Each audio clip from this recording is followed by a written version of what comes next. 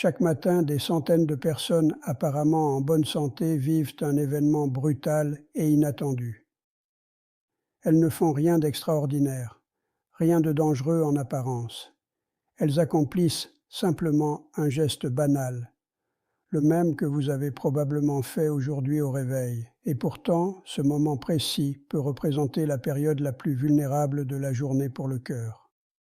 Selon les données rapportées par l'Association française de cardiologie, une proportion importante des décès cardiaques soudains chez les personnes âgées survient dans les premières heures de la matinée, souvent pendant une activité quotidienne tout à fait ordinaire.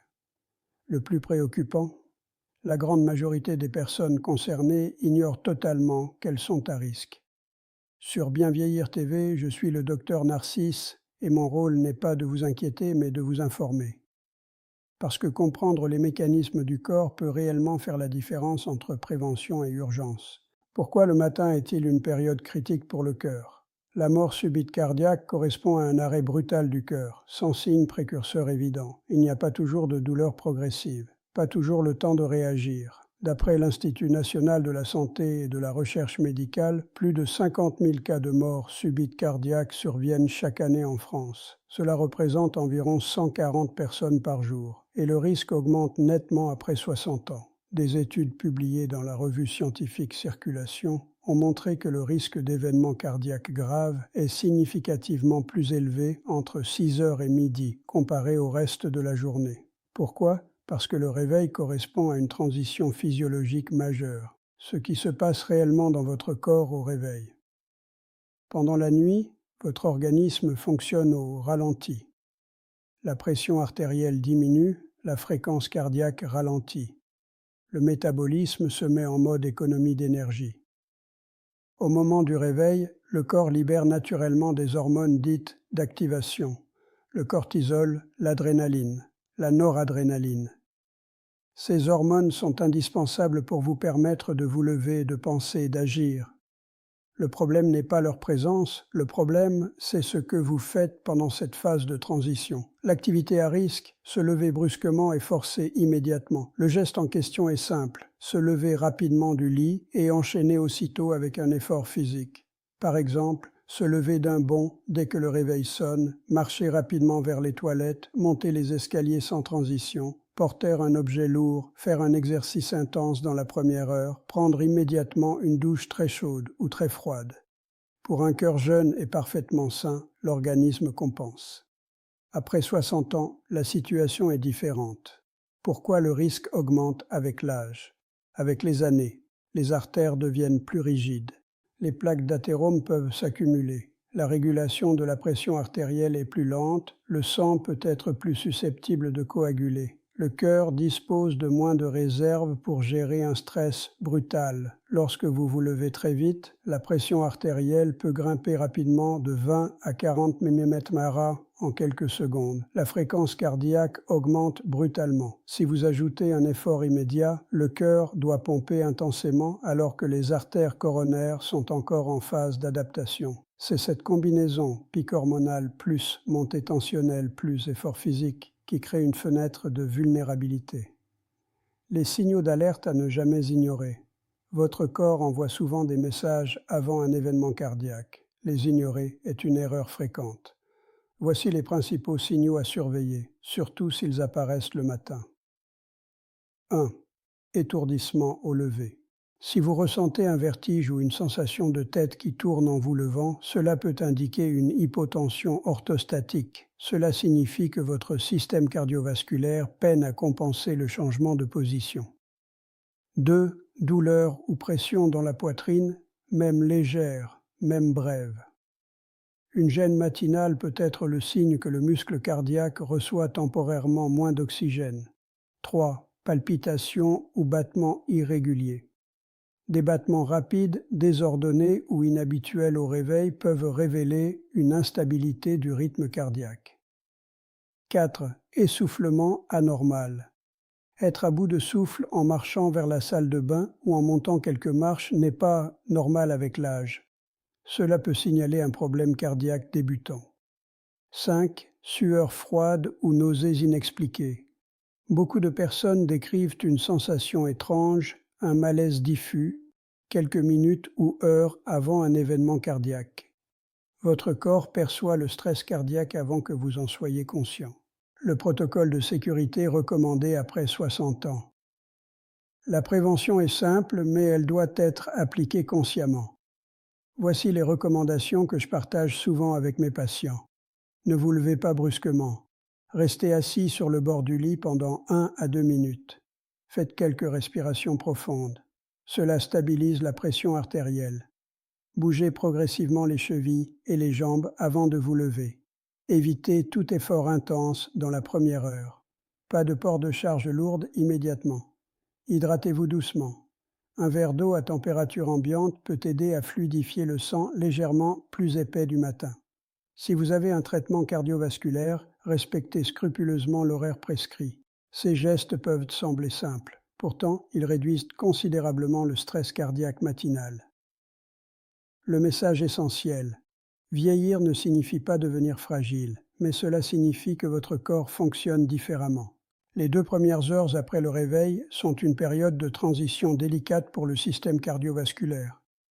En adoptant une routine matinale progressive, vous réduisez un risque invisible mais réel. Sur Bien Vieillir TV, notre mission est claire. Vous donner les clés pour rester autonome, lucide et en sécurité le plus longtemps possible. Prenez soin de votre cœur dès les premières minutes de la journée. Parce que parfois la différence entre un matin ordinaire et un drame silencieux tient à la façon dont vous posez les pieds au sol. Certaines manifestations au réveil ne doivent jamais être ignorées. Si vous ressentez des sueurs froides soudaines, des nausées inhabituelles, une sensation d'angoisse intense ou un malaise inexpliqué dès les premières minutes de la journée, il est essentiel de consulter un médecin. Ces signaux peuvent parfois révéler un trouble cardiaque sous-jacent. Un autre signe important est une fatigue extrême qui ne s'améliore pas malgré le repos. Si vous dormez 8 heures et que vous vous levez pourtant épuisé, si des activités simples vous demandent désormais un effort considérable, ou si vous n'arrivez plus à faire ce qui vous semblait facile auparavant, cela mérite une attention médicale. Chez les personnes âgées, une fatigue persistante peut être liée à une insuffisance cardiaque ou à une maladie coronarienne nécessitant un bilan approfondi. Le gonflement des pieds, des chevilles ou des jambes constitue également un signal d'alerte. Lorsque le cœur pompe moins efficacement, les liquides ont tendance à s'accumuler dans les membres inférieurs sous l'effet de la gravité. Si vos chaussures deviennent plus serrées en fin de journée ou si vos chevilles laissent l'empreinte des chaussettes, parlez-en à votre médecin. De grandes études d'observation ont montré que les personnes âgées qui consultent rapidement après l'apparition de tels signaux réduisent significativement leur risque d'événements cardiaques graves par rapport à celles qui les ignorent. Votre corps envoie des messages. La question est simple, l'écoutez-vous? Sur Bien Vieillir TV, le docteur Narcisse insiste sur un point essentiel. Au-delà des symptômes visibles, certains facteurs de risque silencieux augmentent particulièrement le danger dans les premières heures du matin. Premier facteur, les pics de pression artérielle matinaux non diagnostiqués. La tension artérielle varie naturellement au cours de la journée. Elle baisse pendant la nuit puis remonte progressivement au réveil. Mais chez de nombreuses personnes âgées, cette montée est brutale. On parle de pic hypertensif matinal. Or, beaucoup ne mesurent leur tension que lors des consultations, souvent l'après-midi, et passent à côté de ces élévations matinales. Ces pics augmentent le risque d'infarctus, d'accident vasculaire cérébral et d'arythmie. Une mesure simple consiste à contrôler votre tension immédiatement au réveil, avant même de vous lever, pendant plusieurs jours consécutifs. Si les chiffres sont régulièrement élevés, il est important d'en discuter avec votre médecin. Deuxième facteur, la déshydratation nocturne. Pendant 6 à 8 heures de sommeil, vous ne buvez pas. Au réveil, votre organisme est naturellement plus déshydraté. Le sang devient plus concentré, plus visqueux, ce qui peut favoriser la formation de caillots et augmenter la pression nécessaire pour circuler correctement. Un geste simple peut faire une grande différence. Boire un verre d'eau avant même de quitter le lit. Garder une bouteille d'eau sur la table de nuit est une habitude protectrice. Troisième facteur, l'apnée du sommeil non diagnostiquée. L'apnée correspond à des arrêts respiratoires répétés pendant la nuit. Chaque pause respiratoire provoque une baisse d'oxygène, une montée de la tension et un stress pour le cœur. Au réveil, le système cardiovasculaire est déjà sollicité. Les signes doivent alerter: ronflement fort, réveil en suffocation, maux de tête matinaux, fatigue importante dans la journée. Beaucoup de personnes concernées ignorent leurs troubles. Une évaluation médicale et, si nécessaire, une étude du sommeil peuvent réduire considérablement les risques. Quatrième facteur, la constipation chronique. L'effort intense aux toilettes provoque une élévation brutale de la pression artérielle et modifie le retour du sang vers le cœur. Chez une personne présentant des artères fragilisées, cet effort peut devenir un déclencheur. La prévention passe par une alimentation riche en fibres, une hydratation suffisante et, si besoin, un traitement adapté prescrit par un professionnel de santé. Il est essentiel d'éviter les efforts excessifs. Cinquième facteur, le mauvais timing des médicaments.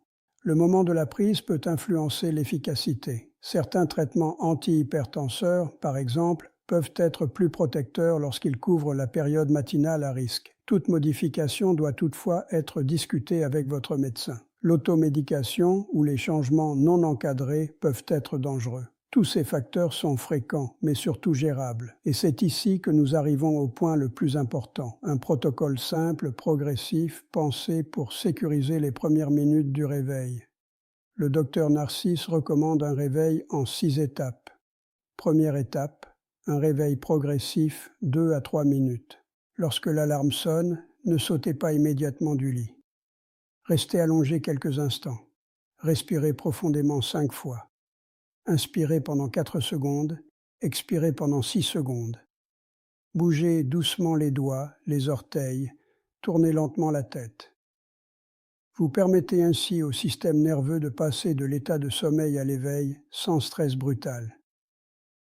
Deuxième étape, l'hydratation immédiate.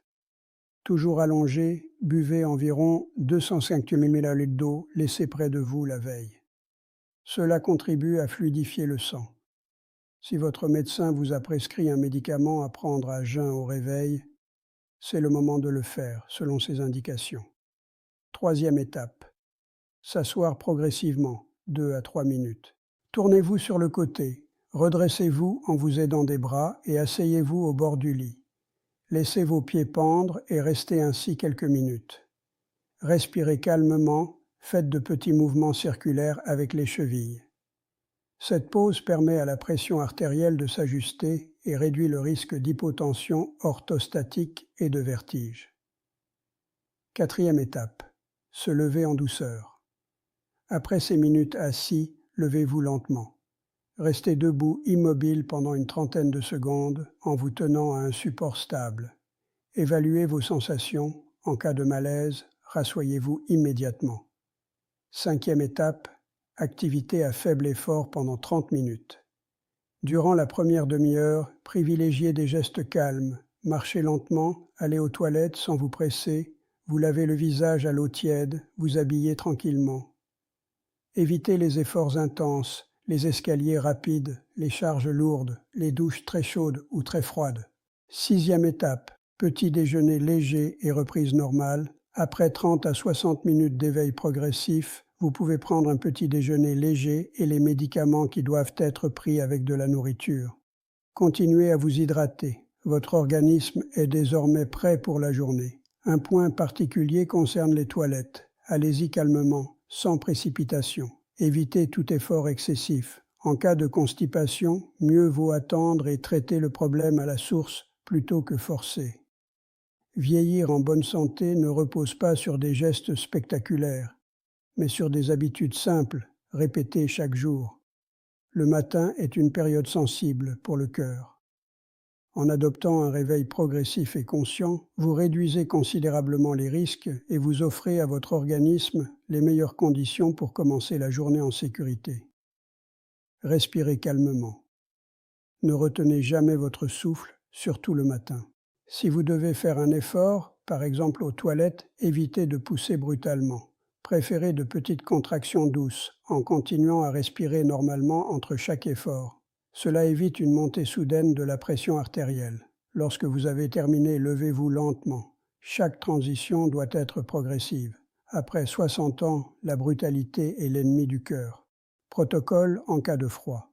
Le froid intense provoque une contraction des vaisseaux sanguins. Cette réaction naturelle peut augmenter la pression artérielle et solliciter davantage le cœur. Si vous vivez dans une région froide, chauffez votre chambre avant de vous lever. Enfilez des vêtements chauds avant même de sortir du lit. Attendez idéalement 45 à 60 minutes après le réveil avant une exposition au froid extérieur. Couvrez bien la tête, le cou et la poitrine en sortant. Ces zones sont particulièrement sensibles aux variations thermiques. Durée du protocole. Ce protocole complet ajoute seulement 10 à 15 minutes à votre matinée, mais ce sont probablement les 15 minutes les plus importantes de votre journée. Une étude menée en Italie auprès de 2500 personnes âgées à haut risque cardiovasculaire a observé des résultats impressionnants après 3 ans de mise en place d'un protocole de réveil progressif.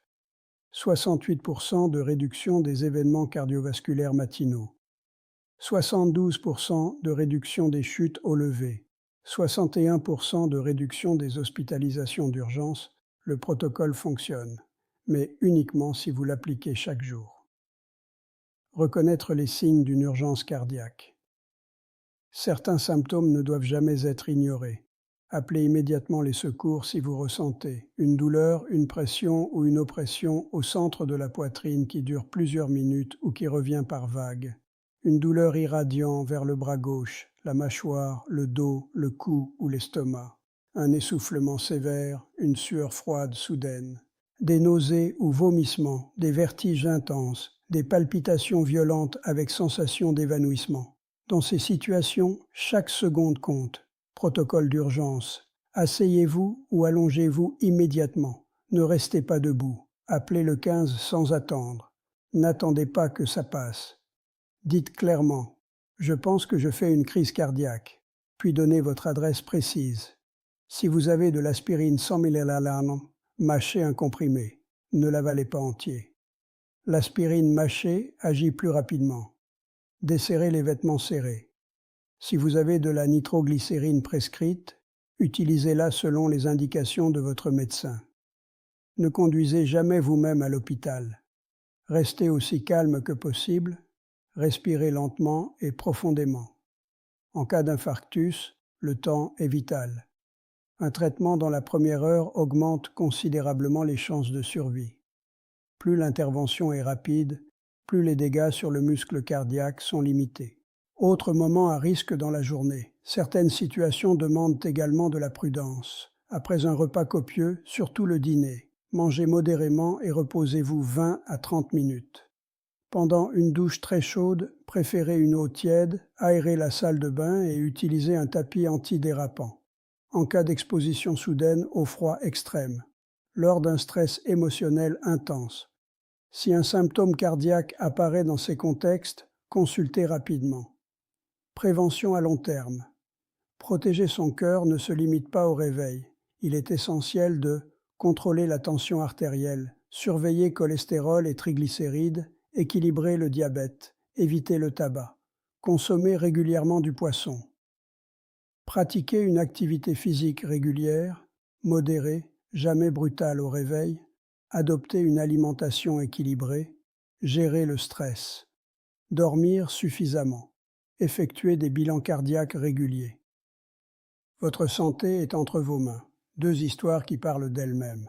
Bernard, 72 ans, souffrait de diabète, d'hypertension et d'hypercholestérolémie. Pendant des années, il se levait brusquement dès que son réveil sonnait. Il montait les escaliers rapidement et forçait aux toilettes à cause d'une constipation chronique. Un matin, il a ressenti une forte pression dans la poitrine et des étourdissements. Il a immédiatement appelé les secours. Diagnostic, infarctus aigu. Il a été pris en charge à temps et a survécu. Après cet épisode, il a adopté le protocole de réveil sécurisé et traité sa constipation. 3 ans plus tard, il va bien. Il affirme que ces 15 minutes supplémentaires ont changé sa vie. Marguerite, elle aussi senior, a mis en place un réveil progressif. Hydratation au lit, 2 minutes assise, lever lent. 2 semaines plus tard, alors qu'elle était assise au bord de son lit, elle a ressenti des palpitations violentes et des vertiges. Comme elle était déjà assise, elle n'est pas tombée. Elle a pu appeler sa fille, puis les secours. Diagnostic: fibrillation auriculaire rapide. Elle a été stabilisée et traitée à temps. Le cardiologue lui a expliqué que si l'arythmie avait commencé alors qu'elle marchait, elle aurait probablement chuté. Le protocole lui a offert le temps de réagir. Récapitulatif essentiel, ce qui augmente fortement le risque. Se lever brutalement et faire un effort physique immédiat dans les premières heures après le réveil. Pourquoi ? Pic hormonal matinal, hausse rapide de la pression artérielle, sang plus concentré en raison de la déshydratation nocturne, vulnérabilité cardiaque maximale entre 6 heures et 10 heures, les 7 signaux d'alerte, étourdissement au lever, douleur thoracique matinale, palpitations, essoufflement, sueur froide, fatigue extrême, gonflement des jambes, les 5 facteurs cachés. Pic de tension au réveil, déshydratation nocturne, apnée du sommeil, constipation, médicaments mal synchronisés, le protocole de réveil sécurisé, réveil progressif, 2 à 3 minutes allongé. Hydratation encore au lit, s'asseoir au bord du lit, 2 à 3 minutes, se lever lentement en 1 minute, activité douce pendant les 30 premières minutes, petit déjeuner et routine normale après 30 à 60 minutes, durée totale 10 à 15 minutes. Ces quelques minutes peuvent faire une différence majeure. Chaque année, des dizaines de milliers de décès par mort subite cardiaque surviennent en France et une proportion importante se produit le matin. Le réveil est une phase critique. Sur Bien Vieillir TV, le docteur Narcisse insiste sur un point fondamental. La prévention commence par les gestes les plus simples. Ce soir, préparez un verre d'eau sur votre table de nuit. Demain matin, prenez la décision de vous réveiller progressivement. Votre cœur travaille sans relâche depuis avant votre naissance. Il mérite ces 15 minutes de protection chaque jour. Prenez soin de lui. Et surtout, prenez soin de vous.